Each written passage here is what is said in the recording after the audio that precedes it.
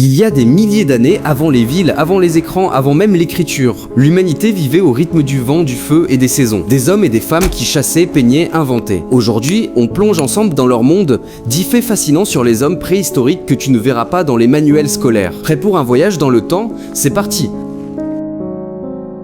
On les appelle souvent les hommes des cavernes. Mais en réalité, la plupart ne vivaient pas dans des grottes. Ils construisaient leurs abris avec des branches, des pierres et des peaux d'animaux. Les grottes, c'était juste pour se protéger du froid ou pour peindre leurs rêves sur les murs. En vrai, les cavernes, c'était un peu leur musée à eux.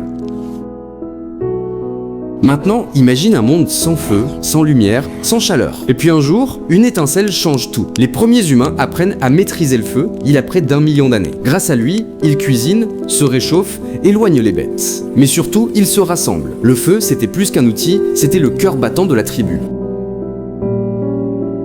Avant les musées, il y avait les grottes. Les peintures de Lascaux, par exemple, ont plus de 17 000 ans. Des chevaux, des bisons, des symboles mystérieux. Ces hommes savaient déjà peindre, sculpter et transmettre leurs émotions. L'art, c'était leur façon de dire « nous existons, nous ressentons ». Le cerveau de l'Homo sapiens préhistorique était aussi grand, voire plus, que le nôtre. Ils observaient, réfléchissaient, inventaient. Leurs outils étaient incroyablement précis, taillés, polis, améliorés au fil du temps. Oublie le cliché du chasseur solitaire avec sa lance. Nos ancêtres chassaient en équipe. Ils observaient les troupeaux, dressaient des pièges, se coordonnaient comme de vrais stratèges. Cette capacité à coopérer, à planifier ensemble, c'est ça qui a fait de nous les rois de la survie. Même sans écriture, les hommes préhistoriques communiquaient. Pas seulement avec des cris, mais avec des gestes, des expressions, des sons articulés. On pense qu'ils avaient déjà un langage complexe, assez pour raconter des histoires, enseigner, transmettre. Les premières discussions au coin du feu datent de la nuit des temps.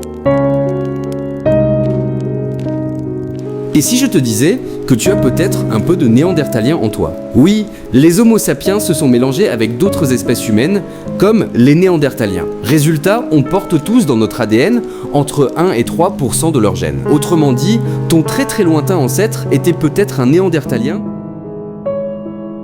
Qui a dit que la mode c'était moderne? Les hommes préhistoriques portaient déjà des bijoux, des colliers faits de coquillages, dedans de pierres colorées. Parfois pour la beauté, parfois pour la chance, parfois pour le prestige. Même sans or ni diamant, ils savaient déjà briller.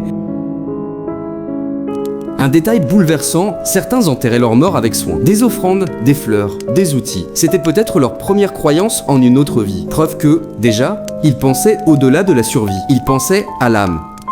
Ils ont traversé les glaces, les famines, les bêtes sauvages. Et ils ont survécu.